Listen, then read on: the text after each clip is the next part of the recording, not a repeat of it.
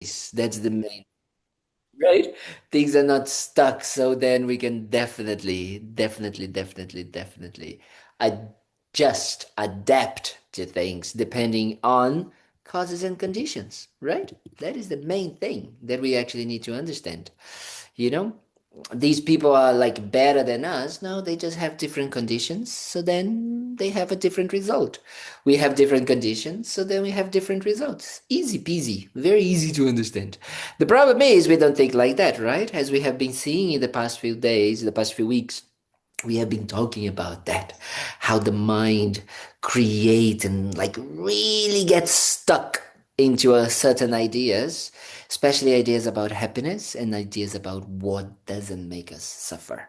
And then we become very kind of like determined to make that happen, like Laurie going to a walk in the woods, you know. So then the question is, okay, so Laurie shouldn't go to walk in the woods. That's what we're talking about? No, that's not what we're talking about. That's not what we're talking about. Please don't say that. You know, we are never saying that you shouldn't have porridge and like gray, like raisin Raisins. porridge. You shouldn't have, you know, burrito. You shouldn't have this. You shouldn't have that. Don't. Because honestly, that's very important because I was thinking about, you know, my mind, crazy mind doesn't stop.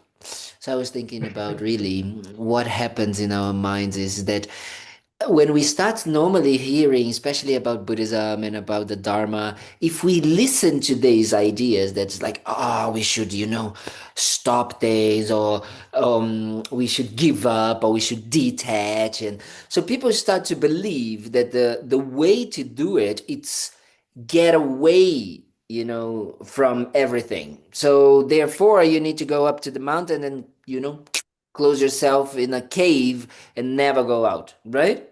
Guess what? Even there, you're gonna bring your own mind. If you want to know how it is, there's a beautiful book called Cave in the Snow from this wonderful teacher. Um, it's a wonderful nun. What's She's it? an English nun called What's it called? Tenzin Caving and Wang. what? What's it Sorry? called? What is it? The title? Cave in the Snow. Snow. Oh, cave in the snow. Yeah.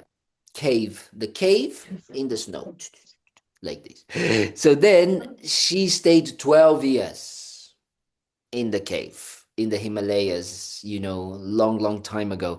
So it's beautiful to see she's speaking, you know, about her own experience and how actually even there, you know, you see, Iris is saying, I read it. You can borrow it from me, Bob. Yes? So, Bob, or if people, I think at the center also we might have it. So maybe you can borrow from the center, or you We can do. read it online or something like this. But it's a great example to prove to us that it's not in the cave as well, right? She's very clear to say that. She's very clear, as Lamayeshi used to say that it's not there. It's not in the cave. So if it's not in the cave, that means it's also in. It's not in giving up in the sense of stopping to drink coffee, to walk in the woods and all of that. It's not going to be there as well. Does it make sense? Those those things are not gonna stopping them is not gonna make the dissatisfaction that we have go away. Hmm? That is what. And Yes. and why did she go to the cave? She went to the cave because she needed to understand that, right? She needed to understand, and that's the reason why there are actually monasteries, and that's the reason why there is also retreat centers. Because we do need sometimes, you know, not all of us, but some of us, we do need to actually get some distant, physical distance, yes, from some of these habitual tendencies and patterns that we have, so we can realize that actually we are the wrong beliefs. Remember, we talk about this idea, the wrong beliefs we have in relation to some of these things. Yes? So it's a first hand experience, let's say like this, that we need to sometimes have to say, oh, The problem is not the object. The problem is not the situation. The problem is not the place. The problem is not the food. The problem is my mind, is my wrong belief about it, right? Is my wrong belief that this is the source of happiness. Because when I get in touch with these objects, with these situations, like a good coffee, a good chocolate, like a nice massage, when I go to the sun or something like this, when I get in touch with that, what happens? It's a nice sensation. It's a feeling. It's a pleasant sensation that is happening, right? In the body or in the mouth, my mouth, in like in tasting, in seeing something, in my hearing something. It's a pleasant sensation, but it doesn't come from the object, from that situation. Why?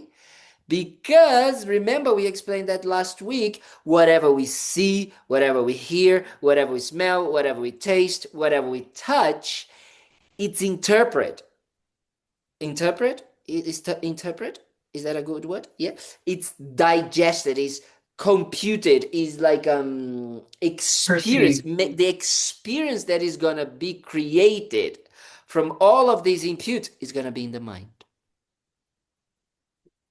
So what happens is we see the object, we get in touch with the object, it comes, enters, or we touch and enters into our mind, yes, goes into our mind. Our mind processes it and it says, ooh, nice feeling, ooh, bad feeling, ooh, nice taste, ooh, bad taste, ooh, this, ooh, that. Then what happens? We go out. We continue listening, looking, and we start to believe that that nice feeling is coming from the object. So what happens is that it's coming from the object. I want it. It's my precious. I want this. Right? It makes sense. It's logical. Right?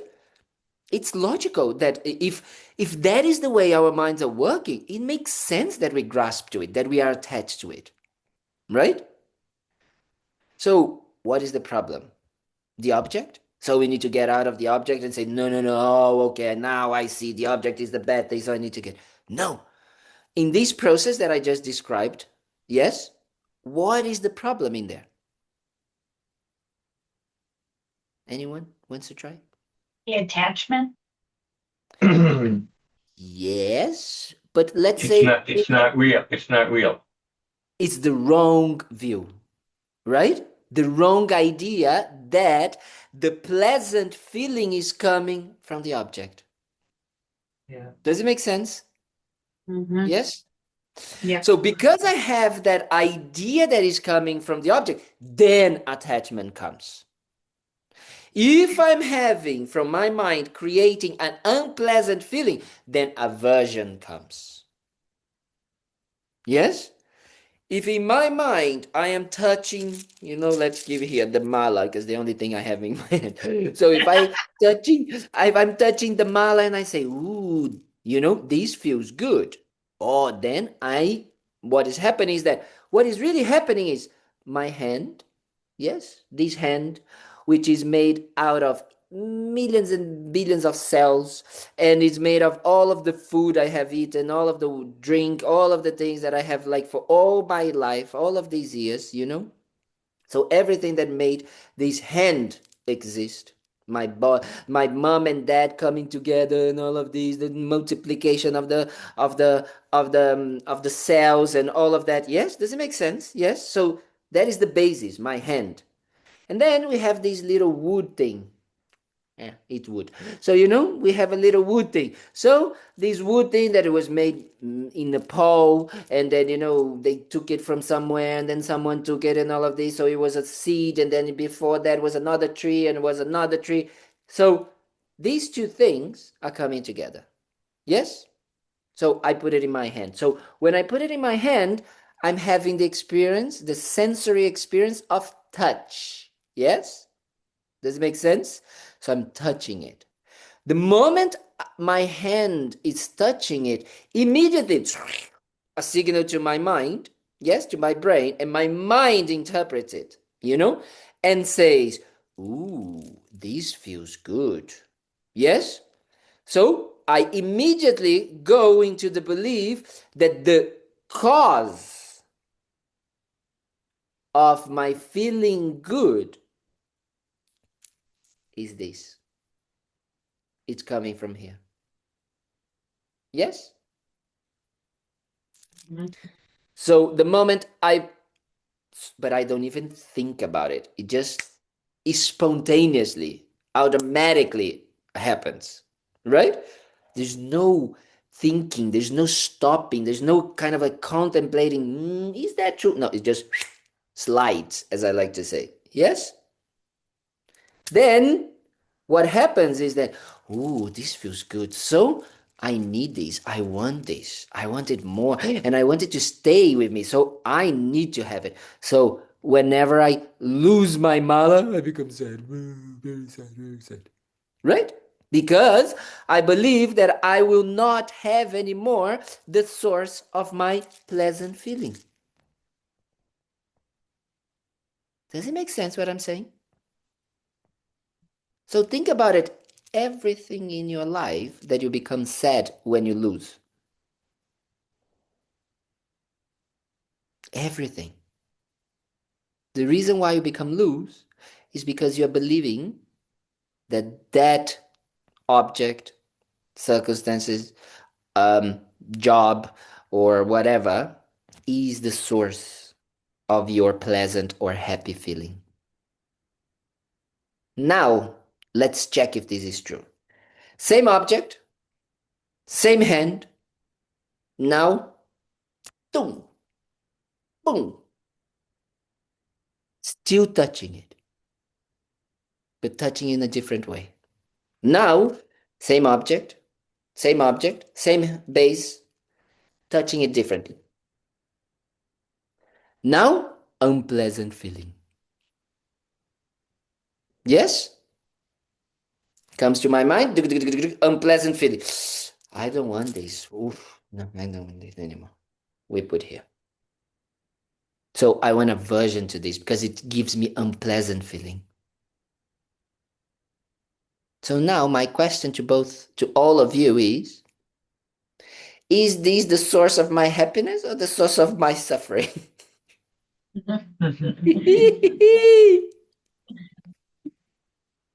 Neither. Either. No, neither. No. Neither. So what is the source of my happiness and what is the source of my suffering? Serene. Hmm? What is? Your mind. Your perception. Your mind. Yes, the mind. The mind is the creator of that experience. Yes, the mind. If I understand that the mind is the creator of that experience, I don't engage into attachment or aversion because I don't need this in order to be able to have a mental experience. Does it make sense what I just said? Yes? I'm seeing there is a person sitting close to you, Jack. What is your name? Not you, Bob. I know you. Yes. Me, I'm Jen. Jen? Yeah. Very nice to Yes. meet you. You were there last week. Is one of the first times you're coming to our teachings? In a very long time. Okay. Okay. Very good.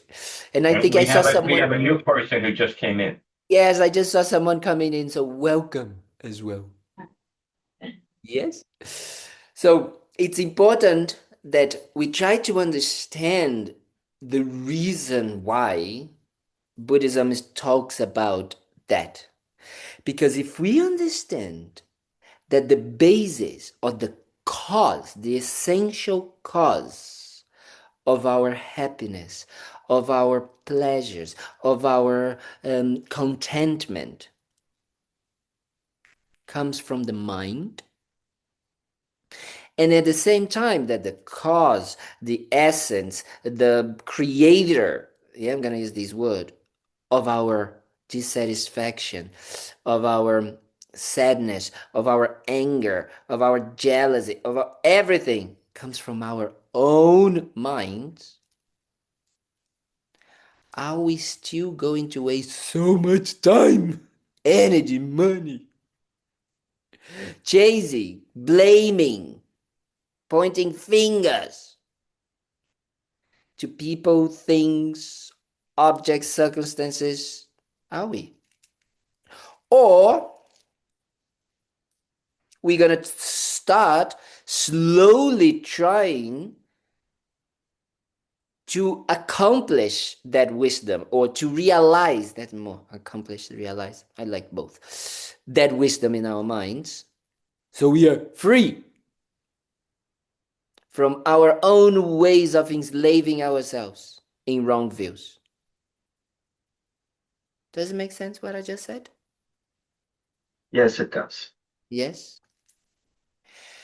So that is the aim of Buddhism, is changing the direction, giving ourselves power, knowledge, wisdom.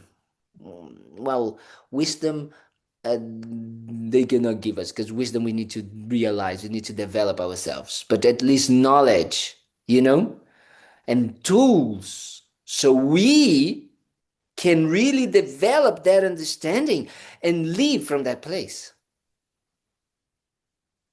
So our lives become not anymore a source of constant dissatisfaction, a constant strive for something else, something newer, something bigger, something better, something in the future. Yes? But actually, we start to understand, as one of my teachers says, is that as long as this wrong view is in our minds, the wrong view that, what is the wrong view? That the source of happiness, the wrong view that we have is that the source of our happiness and the source of our dissatisfaction lies in the objects, in the situation, in the person, in this, right?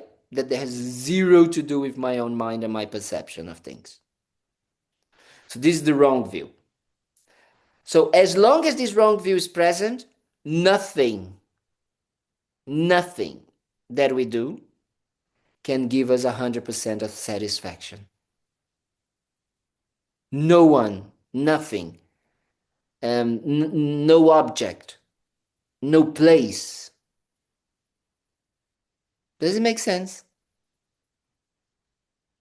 Do we Yes, it does. understand this state, this phrase? Like, we understand that, and that is the biggest conclusion we can actually get to. But guess what? Extremely hard.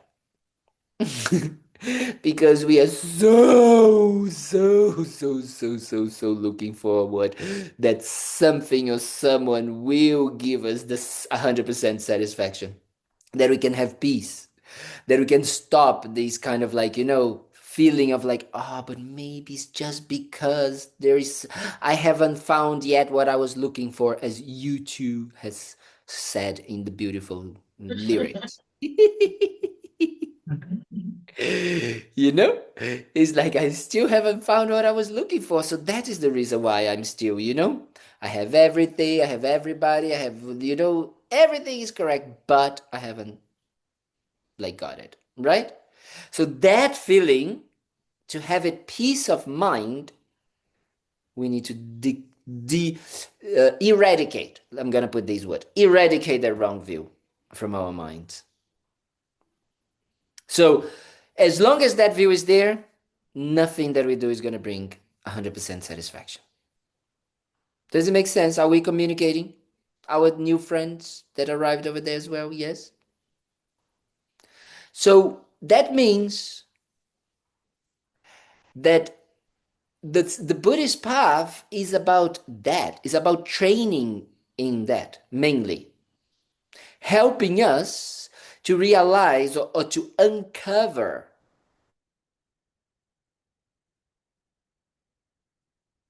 deepness, deep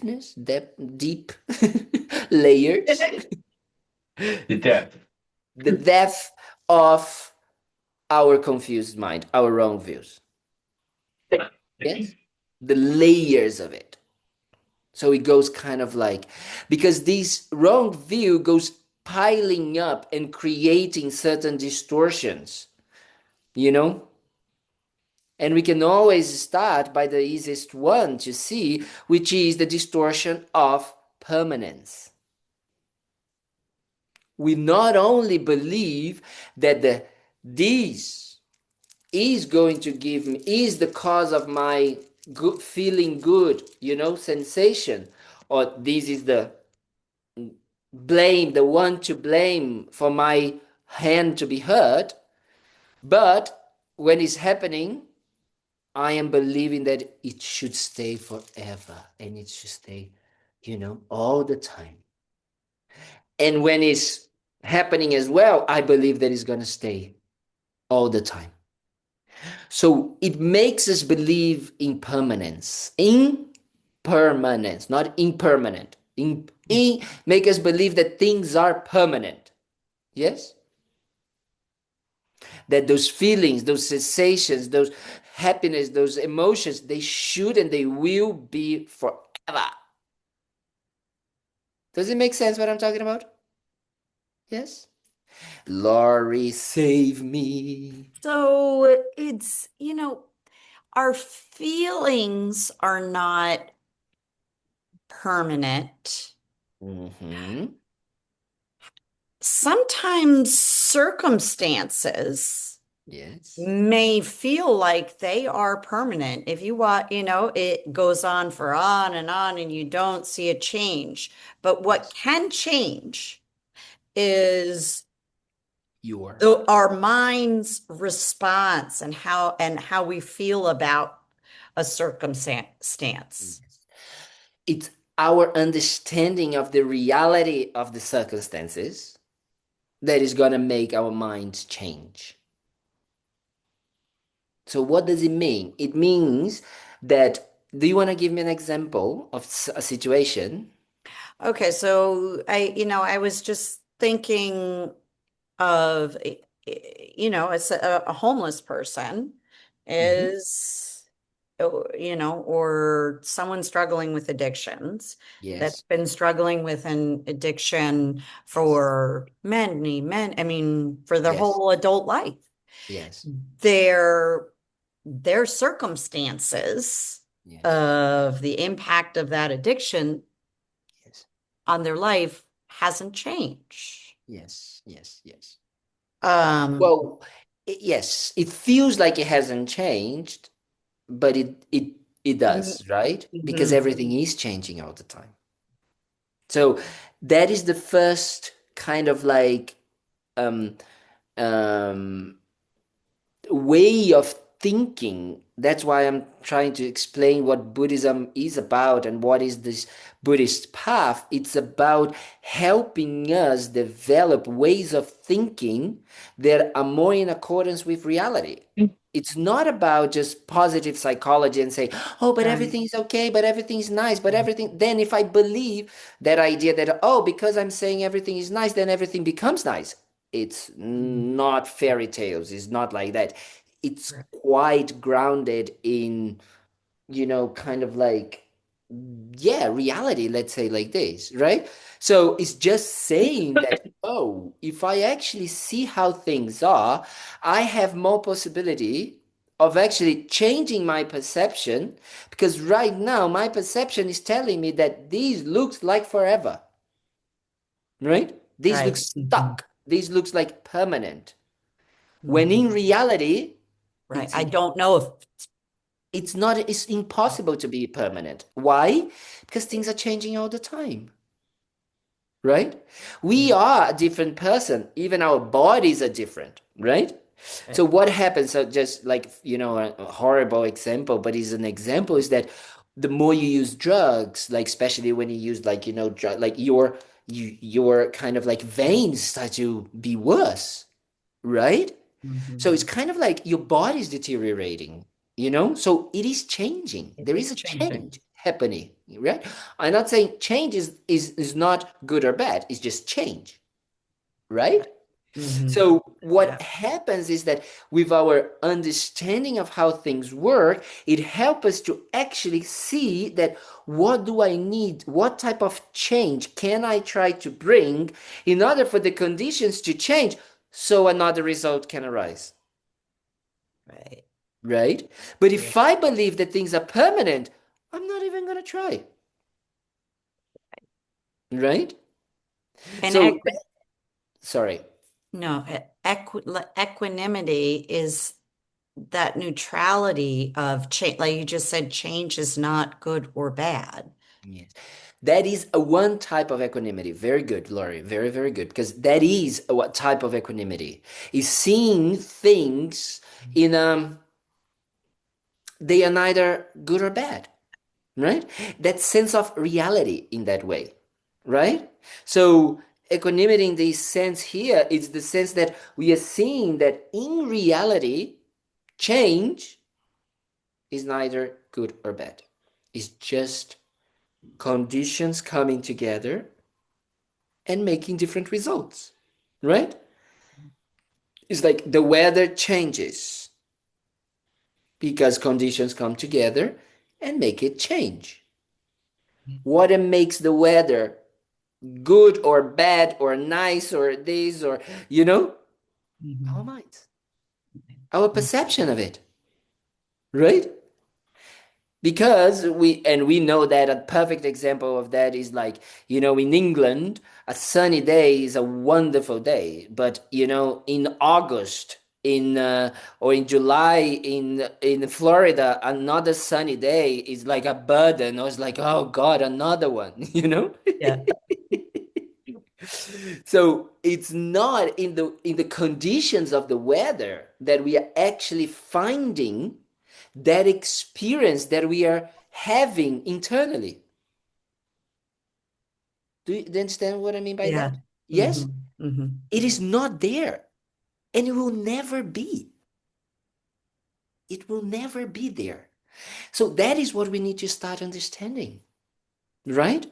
So a poor person can be suffering because they feel that their situation, it is kind of like, horrible. And I remember I had this conversation with this guy in London at I just dropped someone at the airport, one of my teachers, and I was coming back with two people. And I was sitting by myself, and these two people were sitting in front of me, and there was another empty space. And there was this guy in London asking for money inside of the train, and he was a bit high or something, and it could be there was drugs, and there was like feeling like he was a little bit homeless. And then he came and he saw me, and that is one of the things that I honestly, in my difficult days of being monk, or wanting to kind of like go to a cave or something like this, I always remember some of these examples that just because I was wearing the robes, he got attracted and he came and to talk to me, right? He kind of like said, are you a monk or something? And I said, yes. And then and he was like, oh, can I ask you something? And I said, sure, sit down, come here. And then he started to complain so much about everything, about how his family had failed on him, the government, people, and blah blah blah blah blah blah blah blah blah. And I just said, I am so sorry this has happened to you. But with that speech, you are blaming everybody else, but and not taking responsibility for your decisions. The circumstances can be changed, but it depends on you, right?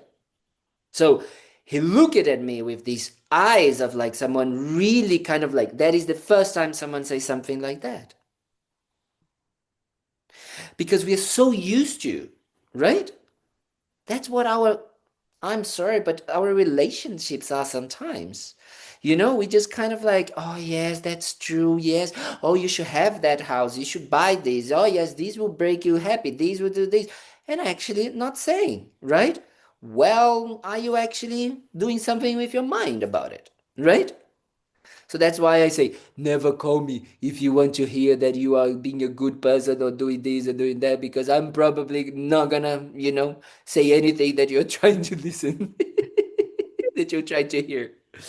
So that is an example that the circumstances, yes, or when the first time I went to India, I still remember seeing some of those really poor people, but completely happy, right?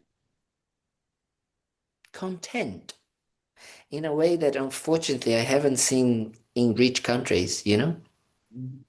So, um, I'm not saying that they don't deserve to change, and then their contentment is not a stop, and that for me is the mean part that sometimes people think is that, oh, they are content, that means that they're never gonna get out of there, and it's not true, right? No, if you're content, it doesn't mean that you're not gonna make things change, right? But you understand the reality of the conditions that you have, and you use that, right? You use them in favor for change. That is what Buddhism is trying to tell us. If we understand the conditions and we are not enslaved or kind of like blaming it, right? Or we are not kind of like, getting responsibility as well, giving up our responsibility for our own happiness and putting into people, into circumstances, places, objects. But we are understanding that actually it lies on my mental health and my mental state, the state of my mind. Then, if I understand that, then I'm going to use the conditions that I have, whatever they are, to actually change towards a mindset that is less kind of like involved or less deluded, less wrong in those assumptions, in those wrong views. That is the Buddhist path in a nutshell. Yes? Yes, kind Bob. Tell me. Okay, so this may sound a little convoluted. It's my life, so don't worry. I'm like this.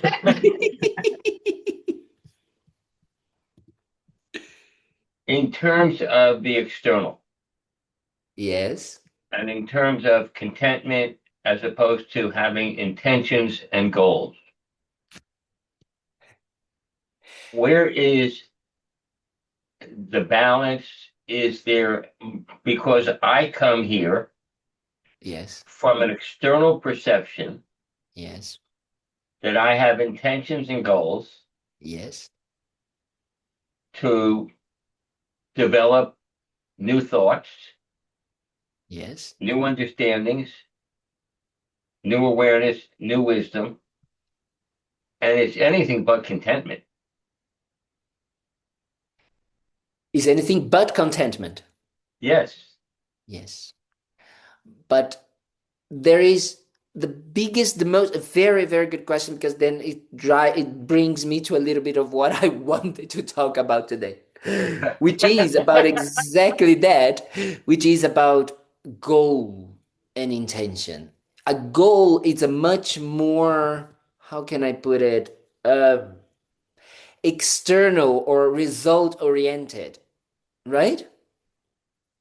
Yes. And in Buddhism, the result of everything that we do, an action, is determined entirely by the intention behind it. The result in and itself, and especially the external manifestation of the result, doesn't make any difference for Buddhism.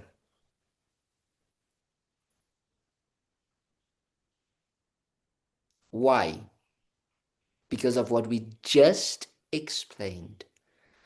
Because we understand that the result, it's not the happiness coming from outside. It's in the mind. So the external results will never be the goal, because they are not the creators of our happiness, and they are not the responsible of our suffering. First problem we encounter with that approach. We are completely, let me put a good word, we are completely hooked. We are completely habituated, we are completely addicted to think otherwise. Right? So that is already the first problem we have.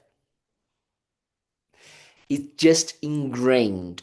It's just it's just it's for our minds when we start to think about like that possibility that happiness and suffering and jealousy and pride and all of the horrible emotions that we experience in our lives, grief and all of that do not come from external events.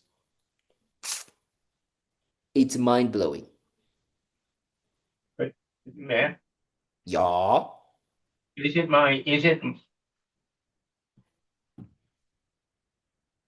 the intention of being here Yes.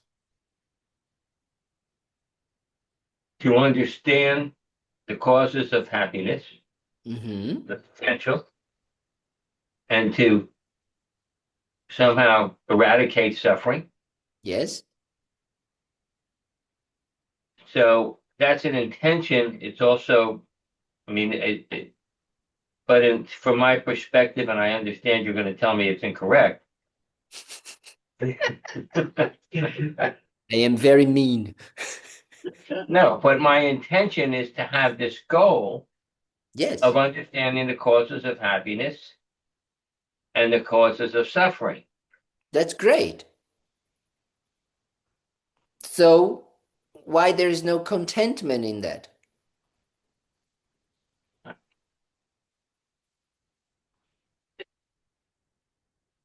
I guess because I feel there's deeper and deeper layers of understanding.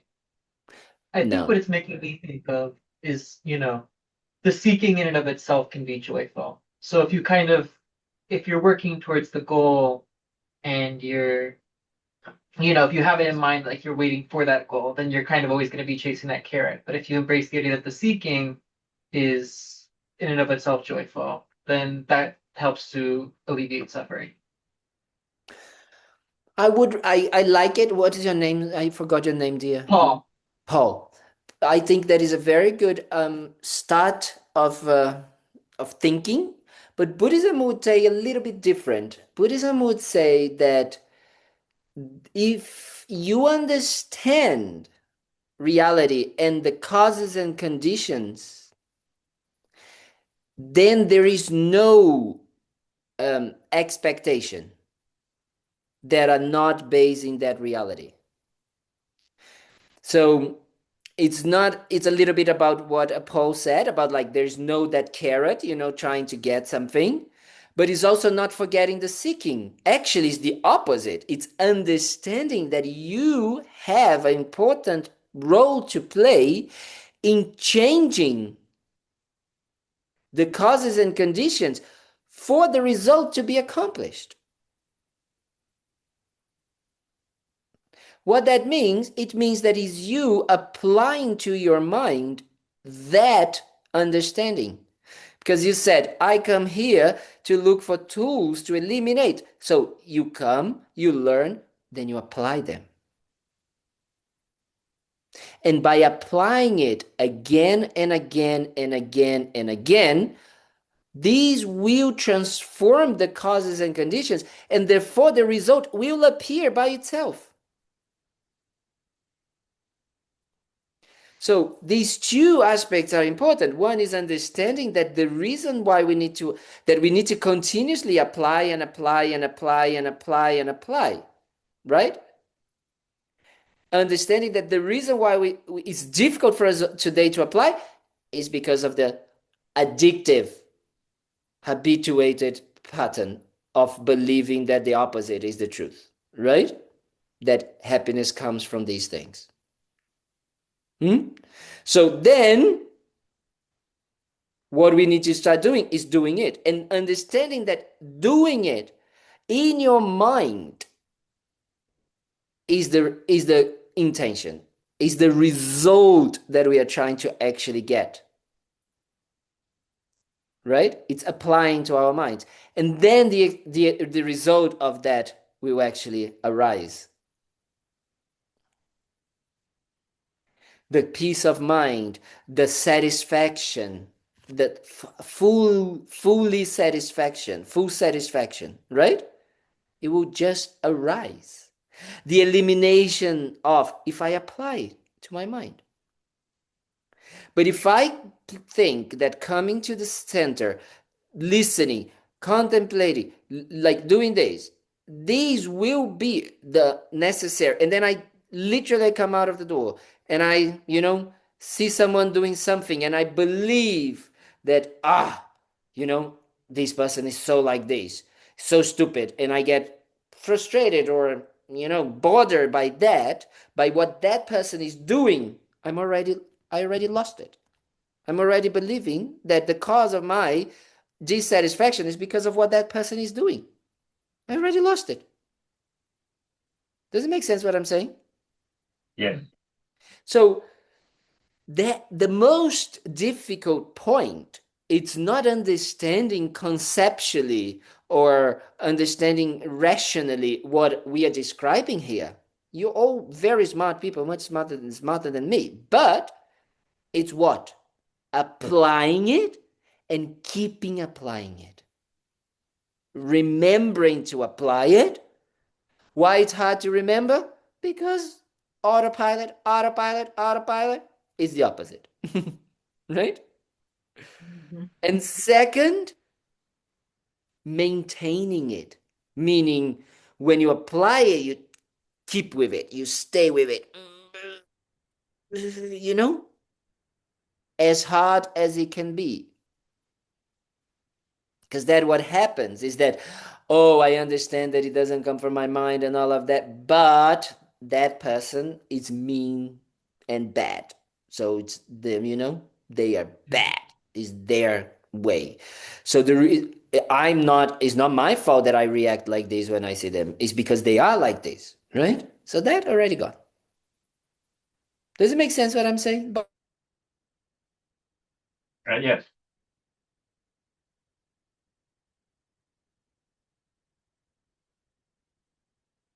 He lost his internet connection. I think it's frozen. Yeah, he lost his connection. I can hear you. Can you hear Okay. me? Yeah. Well, you were frozen.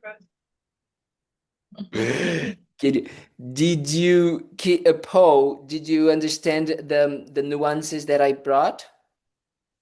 Yeah, Yeah. absolutely.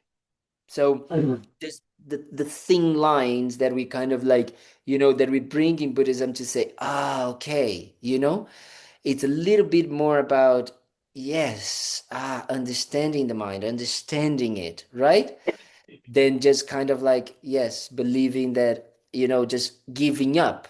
Actually, realizing that the circumstances and the conditions and causes can be changed is what we were talking with Laurie before. By understanding that creates freedom. I think a follow-up question that I have is Yes. as it pertains to application. I Yes. think where I kind of went from the joyful seeking angle was that in my own experience and in my own practice trying to apply, I've noticed that I can be kind of hard on myself unnecessarily. Of like, if I do get upset, then there's that other party which is like, you should be more compassionate. What's wrong with you? And then there's the whole thing there about not being compassionate to myself. And I'm Yes. working on that. But I guess just do you have any insights or advice on that specific conundrum? Yes. Very good. It's a very good one. Because we normally, yesterday, last week, I was talking about not only external things being the idea of our source of happiness and the source of our kind of like dissatisfaction. The biggest issue or the biggest problem, I don't want to say problem, but the biggest creator of our dissatisfaction and the biggest block for our contentment and happiness is the sense of ourselves. That is the deepest one. What normally people hear when Buddhism and we talk about this, Oh, I need to eliminate the ego. I need to fight the ego. Becomes an inner struggle, an inner fight, me against myself and my bad parts and whatever. Zero to do what Buddhism is trying to talk about. Nothing to do with that. Buddhism is trying to say that the same way that the hand touching the mala is not the creator of the feeling good or the bad good feeling or the bad feeling, but is the mind. The same way, the thought of me and how I am and how I should be and how I shouldn't be and all of that, yes, also is not the creator of happiness, of sadness, and all of that. Because in reality, that thought, that idea of me, do not exist in that way. It's the same idea, but now with a thinking, with something more abstract. Yes? Right now, what makes us suffer and what makes us, kind of like do all of that, the creator of that is, right now, is that thought of, I should be like this, I shouldn't be like that, I have to be like this, I haven't to be like that, believing that if I do these things, I will be completely happy. I should be compassionate, right? I don't know if you know, Paul, but I'm starting a group and you can join. It's called Buddhist Against Stupid Compassion. Yes, you're very welcome to join us. So it is about that idea that compassion means being in a certain way, doing things in a certain way. Buying something to someone and giving someone on the street, talking lightly and kind, and hello, yes, my name is Kalden, hello, yes, like this. Right? Remember, the cause of happiness is the intention in the mind. So if I am doing like giving someone a hug, talking good, giving someone food on the street or anything like that, just to make this idea of me more strong, the stronger and more concrete, more permanent. Yes? The more I believe that doing this will make me be in a certain way, and that way of being will bring me happiness when I achieve that way of being, the more I'm going to suffer. Does it make sense what I just said? Yeah, very helpful.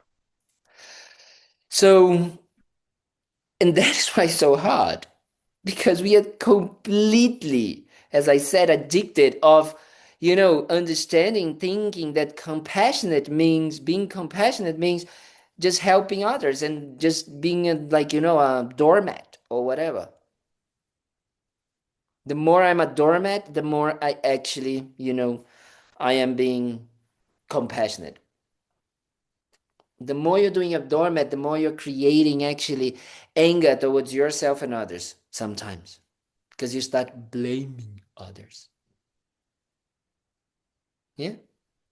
You start to be resentful. Yes? Or you start to get your low self-esteem that, I'm not good enough, that's why, this or that. You start to go into these negative mental states. Because we are not understanding cause and conditions. Cause and conditions of our bodies and cause and conditions of our minds. That our minds right now, as we said, as long as there is the wrong belief that things externally or in even ourselves, this idea of ourselves is the source of happiness or the source of, of our dissatisfaction, As long as this is there, we will never be free. We'll never feel satisfied. We'll never have peace of mind. So how about we try to just have an intention to be a kind, warm-hearted human being, because we understand cause and effect. What does it mean? I understand that by doing this, I am actually helping others to feel something good. And then this will directly make me feel something good as well. Because I'm not thinking anymore about myself. This self that I believe that should be in a certain way, in this way, in that way. So, for example, I think Bob will understand that. To be a good manager, you need to know or understand the people you work with, how each of them work, you know, how they're kind of like the way they communicate or the way they actually, even think, or think in the sense of like, and then you talk to them in whatever way is going to be beneficial for them. I used to be director of this monastery that we have in the south of France. And I never thought about these things because I'm stupid. But there was this guy that used to sit, he was the accountant, the bookkeeper, and a little bit doing many things.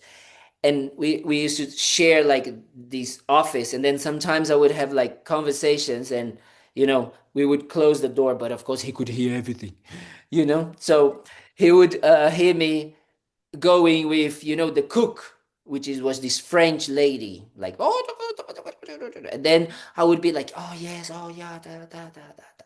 And then with this kind of like Dutch guy that was the handyman, and he was like, oh, and then I would be, yeah, yeah, do, no. And then someone else would come, and I would be, oh yes, yes. And then people would come and cry, stay 1 hour crying, and I would be, oh yes, I understand. So sorry, wow, so sad.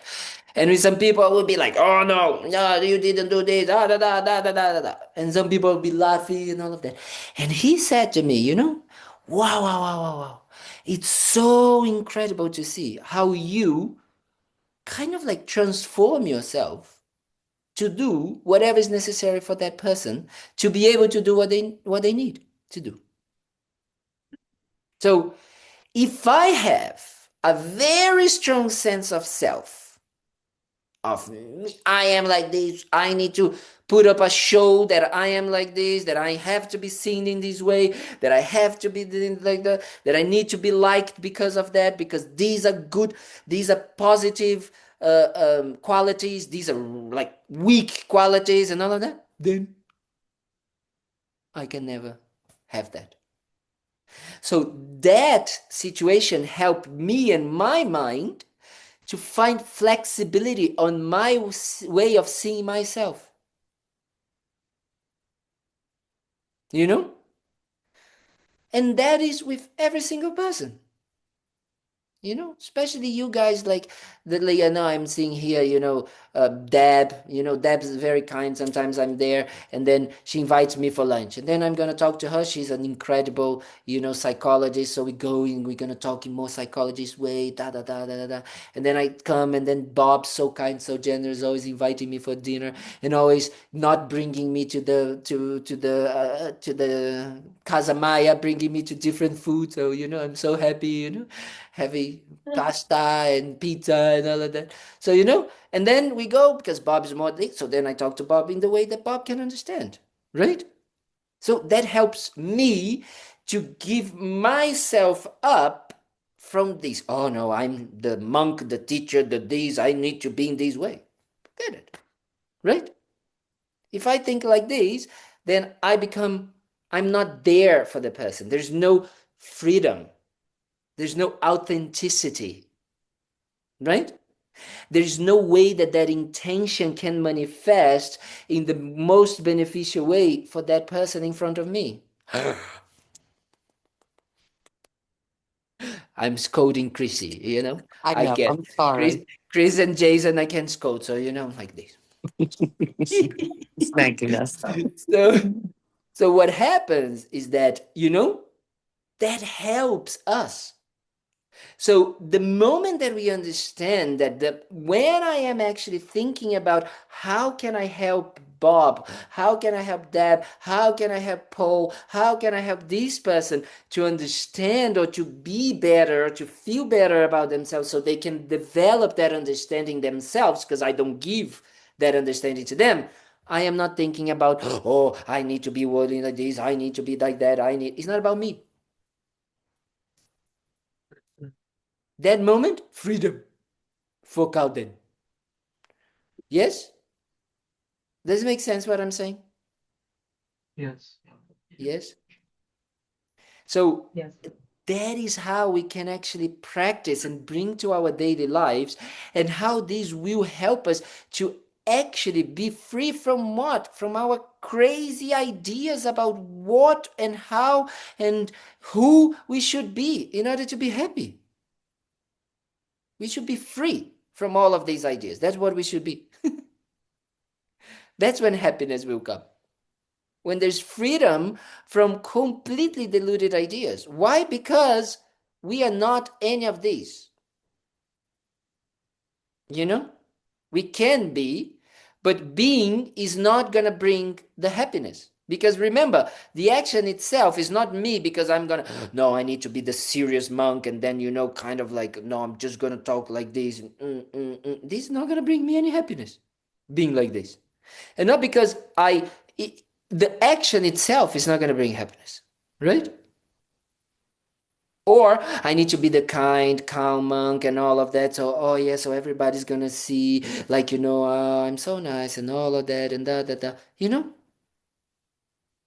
If that is going to bring benefit, then yes. Then I can be, you know? If it's going to be benefit for me to be rah, then it's going to be. But I can only have that freedom and trust in my intention if I don't have those attachments, those ideas or aversions about how I should be and how I shouldn't be. Does it make sense? Yes, Yes? sir. Yes. That is so important for us to understand. Because then we start to actually practice from within, from the idea of understanding that, motivation is this internal intention, is this internal process, I want to be helpful while I'm doing this, right? So I can try and I can maybe accomplish to be helpful, even if I do it or if I don't do the thing. Does it make sense? So it's like, oh, I will be. That is very interesting because it's like sometimes it's like, oh, I'm gonna be helpful if I am kind of like, I don't know. A friend of mine, a monk, very good, very, very special friend of mine. He's amazing, good monk, so good, so smart, so amazing, so nice, best. Much better than me, knows everything. I don't know anything, but he's the best. The other day we were talking and he said something kind of like, sometimes I come and I feel that I am, because he came to visit me here, in Brazil. So kind, he came to visit me. And, me in Brazil, I'm very lazy. I just eat, sleep, go to pee like this, just that, right? So then he said, I brought him to the beach. I said, let's go to the beach. We go and have a swim in the beach. And then he was like, and I could see his eye kind of like, after half an hour we were coming back and had this face and I said, what happened? And he said, oh, I feel that I'm not doing, like Dharma things and I'm kind of like feeling a bit, like not useful. And I said, so useful or not useful means that you need to be doing something. Like what? Like doing prostrations, prayers, and all of that, But maybe you're making these with the mind of like, oh yes, I wish I could not be doing this, or I don't like this, or maybe you're doing this with the mind of like, oh, I hope people see how amazing and how holy, how this is it. No good mind, right? Useful or not useful, it's a motivation oriented. It's not a goal oriented. Yes? So wanting to be helpful is not about the ending result, as we said, right? The external result oriented. Being helpful, being kind, being compassionate is an intention, internal process for you. Guess what? For you. But if you create that in your mind, then the result by default, without you having to think, without you having to worry, without having to control, if the intention is to be helpful, without the idea of goal oriented of an external result, then the result will manifest and the result will be beneficial, will be helpful. Because the creator of that result was the intention and not the goal. Does it make sense what I'm saying? Yes. I sometimes explain things very clearly. It's once in a lifetime, so you guys are very, very, very fortunate. But I think that is a very good way, clear way to see. Is the motivation, the intention of the mind wanting to be helpful, which will create the result in your mind of feeling good, blissful, relaxed, spacious, peaceful, satisfied. And then out of that, because your body, your mind, your body and your speech only moves, the external only happens because of the intention, then whatever you do with your body and with your speech will be beneficial and helpful. The Buddha, the teachers, the bodhisattvas, they don't worry if whatever they are doing, if they're scratching their nose and if it's being beneficial or not. They already know because the intention is always there, present, to help others. So there's no more doubt. There's no more manipulating the external reality, the people, in order to have a goal-oriented, an external result. It doesn't matter.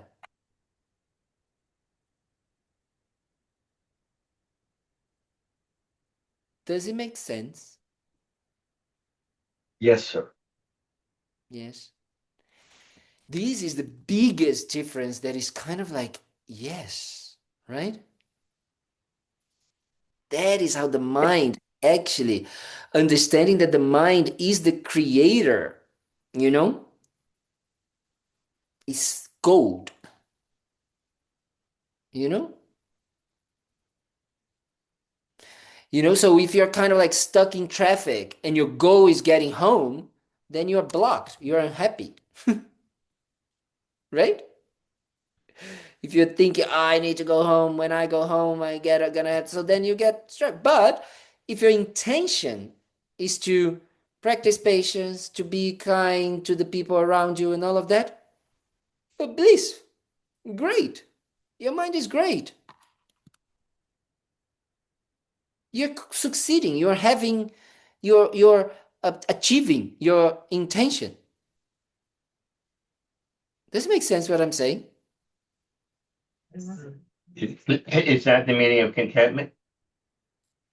Contentment is a mental state, yes. It will be able to, right? And contentment with time and development of more and more contentment on a more regular basis, it creates that stability of deep satisfaction, of peace of mind. Contentment has this idea of like, there's nothing lacking, right? It's just content.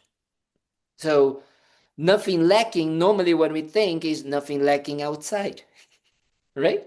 It's like, oh, there's no money lacking, there's no this lacking, there's no person, love of my life lacking, there's no this lacking, But actually, there's no mental state, yes? There's no mind that is thinking that something else will bring happiness, right? That is what contentment is. When we don't have that mind, then we are content. Does it make sense? Yeah. Yes. So, so does intention really change the outcome of things?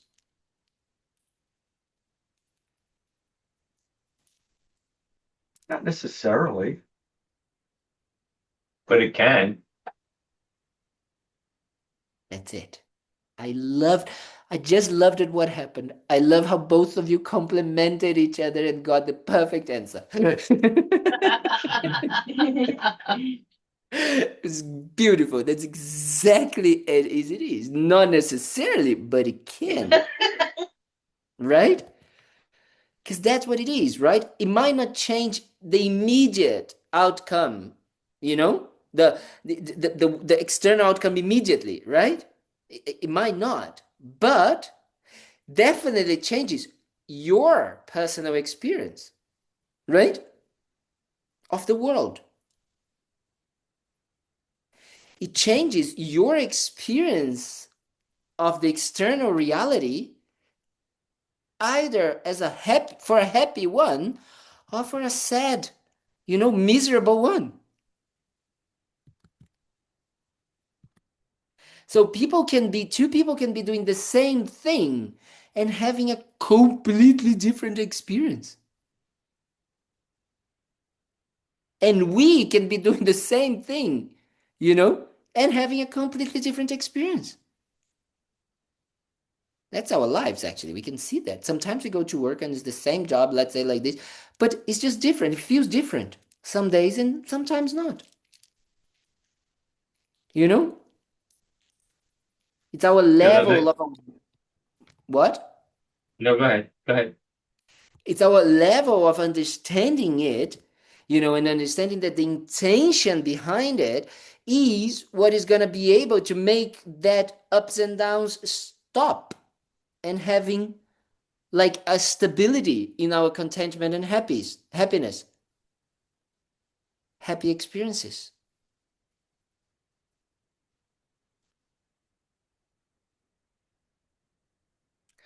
Is that understanding that we are trying to stabilize and keep in our minds. Develop, accomplish, stabilize. And sorry, what did you say? Go ahead. And then with time, what happens is that these starts to become more grounded or more in the autopilot, and therefore the external outcomes will start changing without effort.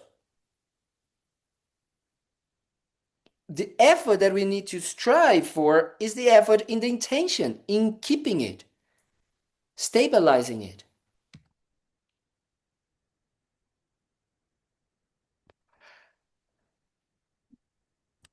That's why Lama Yeshe used to say, why we are doing something is the most important question we should ask ourselves instead of what we are doing.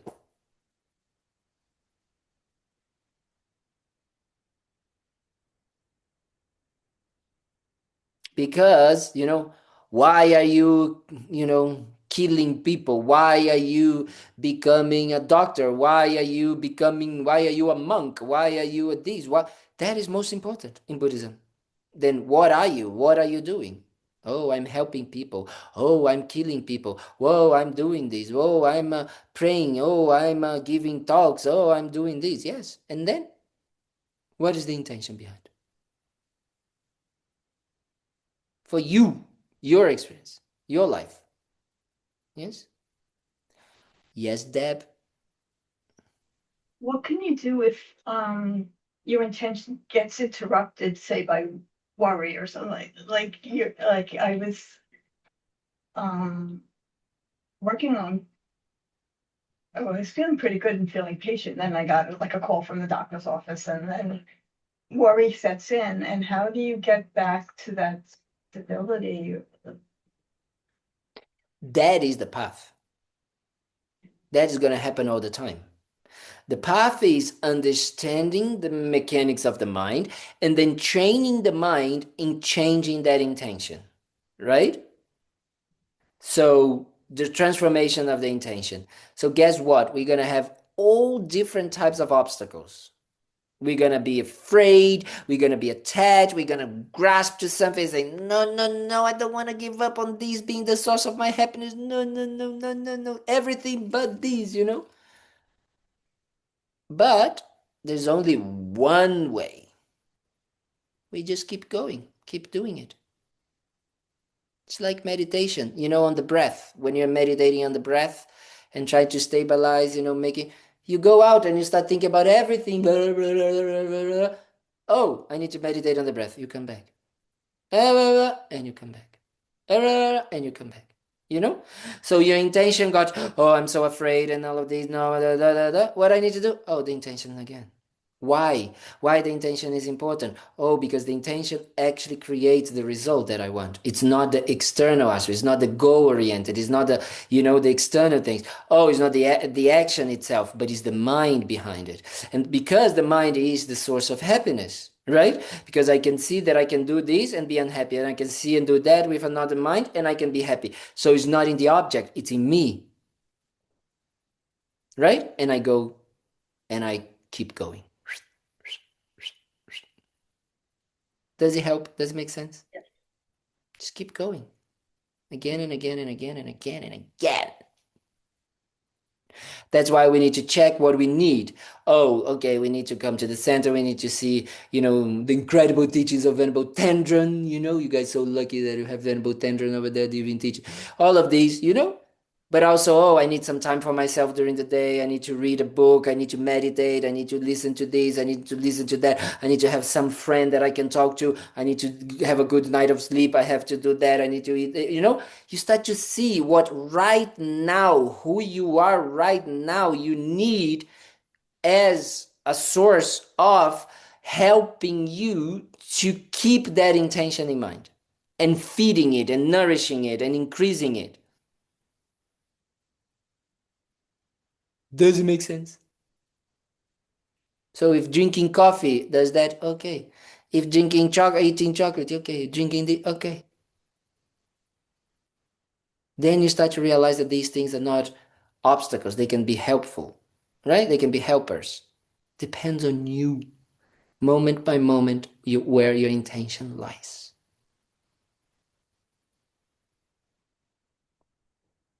Okay, thank you very much. Good night.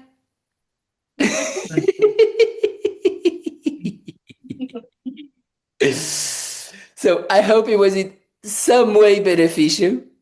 I try to give these talks with the best of my intentions, but my intention very bad, very lazy intention. So, you know, maybe bring benefit, maybe they'll bring benefit, you know, sometimes yes, sometimes nobody, maybe, you know? So that is what we try to do it. So as you know, for I think 2 or 3 weeks, I don't know, I think probably 3 weeks, I'm gonna have to be offline because I'm doing a surgery and I'm gonna have to be down. I'm very happy, don't worry. It's a good thing. It's very good. I'm very happy. It's my forced retreat because if not, then I don't stop talking. So then it's like a way to actually be able to do it. So and because I have something in my mouth that kind of like is not my jaw doesn't kind of like close well, something like this. And sometimes I have pain, and I have this for many years, many years, you know, since I'm very young. So, but you know, my parents didn't have, you know, necessary resources when I was growing up and all of that. And then now cause and conditions came together, and then very kind people, you know, kind of like said, no, we're gonna do it for you. So we're gonna do an operation of that. So next time you see, I will be even more handsome. Okay, so you guys don't kind of like become attached to the handsome monk. Okay, don't do that. So I'll do that, and then I'll come back and we continue the teachings. Yes, and then a few weeks after, I hope, hopefully, then I'll go to Florida. We're still figuring out whenever that it will be, but I'll be soon there as well. Yes, this year I already have a feel of the date, so I'm gonna try to be there quite a few months, maybe 4 months, 5 months, maybe something like this, if I can get in. Yes, so we hope everything is gonna be. But now there's my beautiful brothers from the forest tradition doing a beautiful walk, peace walk. Have you seen that? They're doing the peace walk. Yeah. The monks from the Yes. forest tradition. So nice, so good. I was Yeah, like that's so amazing. inspired. So inspired that they were doing that. I said, this is the perfect understanding of causes and conditions. Understanding the conditions that the people in America are right now, what is happening in the world, and then understanding that the intention is to generate peace. And then you can see, look at this. This is a perfect example of what we were saying. They are just walking. Any of you could be doing that? Maybe not. But with the intention to really bring that, look now, millions people being moved by that intention. Yeah, Perfect. Perfect amazing. example. Yes, perfect Yes, example. So this is so nice. So that is to make us understand that our intention and our actions with that intention can move mountains. Yes, can help others. Don't forget that. That is the most important thing. Okay? So I hope that this is beneficial. So we dedicate that what we have done. Dedication means that we hope that we can direct this energy, direct whatever we kept in our minds, whatever we accumulated as habits, good habits that we created today, in the past few weeks, that we bring that, with for our own training of the mind, so we can benefit others more and more and more by changing our intention. Okay? So we do that. And of course, as we are saying, we need to see the environments and the conditions we need. And right now, we really need a center like Thubten Ling in Florida, in Deerfield. So make Thubten Ling and all the people that come, that help, that attend the teachings, and all the incredible teachers that they have, not me, but all the other ones, may they all have the necessary conditions to continue flourishing, the center, the people, the teachers, everybody. And of course, our teachers, without them, we would not be here, especially His Holiness the Dalai Lama, being this incredible kind of example of what we're talking about. It's like, what does it mean that Kalden say? His Holiness. You see His Holiness the Dalai Lama, then you understand. It's there. Everything is to benefit others. And of course, also Lama Zopa Rinpoche, who can come back now, and take care of us again and guiding us and say, oh, maybe a little bit more this way, a little bit more that way. Oh, yeah, check the intention here, check the intention there. Yes. And then we go slowly, walking on our path. Yes. So we try to dedicate for these things. Okay. So if I don't come back, it's because I'm dead. So if that, no problem, Intention is good.